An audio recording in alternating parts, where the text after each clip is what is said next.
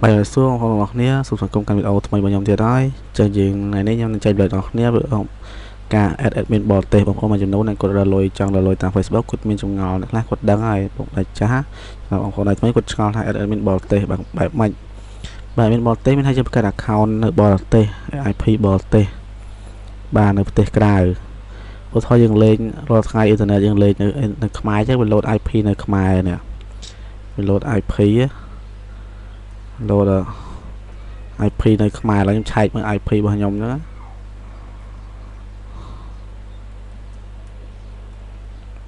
បាទខ្ញុំឆែក IP របស់ខ្ញុំបងប្អូនមើល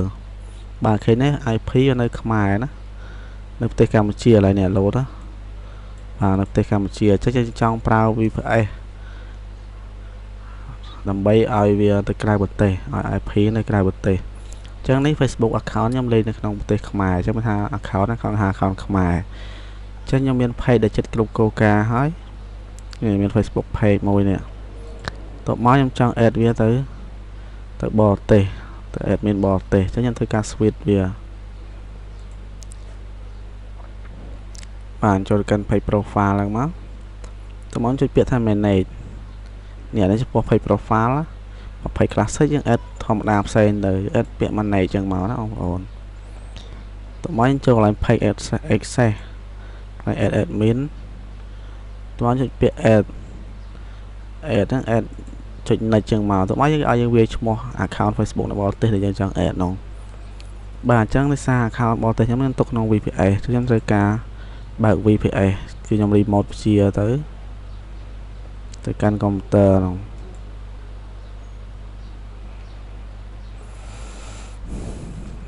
បាទកាន់កុំព្យូទ័រនៅក្រៅប្រទេសហ្នឹង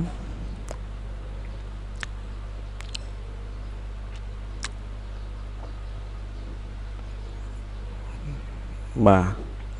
អញ្ចឹងនេះខ្ញុំធ្វើការព្យាបានមកកាន់ដល់កុំព្យូទ័រក្រៅប្រទេសហើយនេះ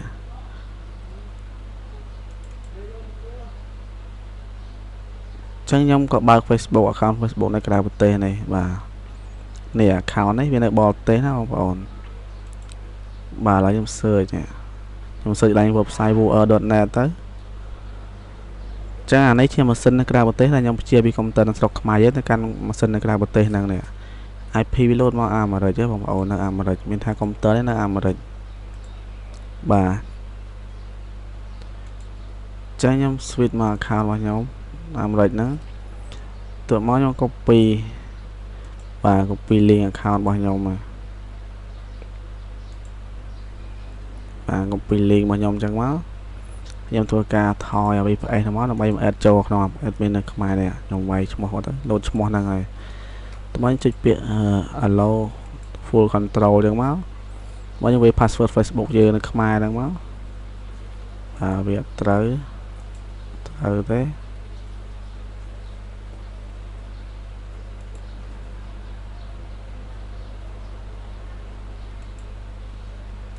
បាទវាត្រូវខ្ញុំសាកដក password ណា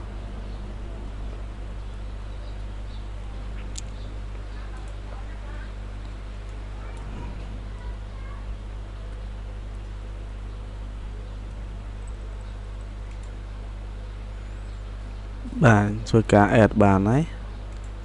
ចឹងខ្ញុំ add នេះ add admin បរទេសនេះជា admin បរទេសដែលនៅប្រទេសអាមេរិកមិញណាខ្ញុំ add ហើយខ្ញុំចូលមកកាន់ VPS ខ្ញុំវិញម៉ាស៊ីននៅក្រៅប្រទេសរបស់ខ្ញុំបាទអញ្ចឹងវា load មកនេះថាគេ invite ជាម្ចាស់ page បាទអញ្ចឹងចុចពាក្យទទួលមកនេះចុចពាក្យ review មក next មកហើយយើង accept មកបាទអញ្ចឹងនៅពេលនេះមានថា admin បាទរបស់យើង add admin បរទេសបានរួចរាល់បងប្អូនបាទនេះខ្ញុំចុច refresh ទៅ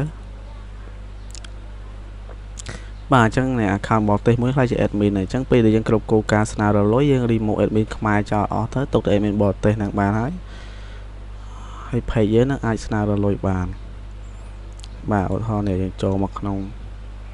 នឹងមកយើងឃើញនេះ page របស់យើងបាទមក account បរទេសមាន page ក្នុងហ្នឹងអញ្ចឹង account ហ្នឹងpage ហ្នឹងទៅកាន់បានត្រូវបានកាន់នៅ page បរទេស admin បរទេសហើយនេះជារបៀបក្នុងការ add admin បរទេសមកកាន់ page របស់យើងបាទអញ្ចឹងសូមអរគុណដល់បងប្អូនទាំងអស់គ្នាសូមអរគុណរងចាំទស្សនាវីដេអូក្រោយៗទៀតដើម្បីទទួលបានចំណេះដឹងថ្មីៗ ការលុយតាម Facebook សម្រាប់បងប្អូនដែលថ្មីហើយសូមអធិស្ឋានផងដែរសម្រាប់បងប្អូនដែលគាត់ចេះហើយខ្ញុំមានកំហុសខុសឆ្គងឬខ្វះខាតអីណាបាទសូមអធិស្ឋានជួយ comment ប្រាប់ផងបាទសូមអរគុណបាយបាយជួបគ្នាវីដេអូក្រោយ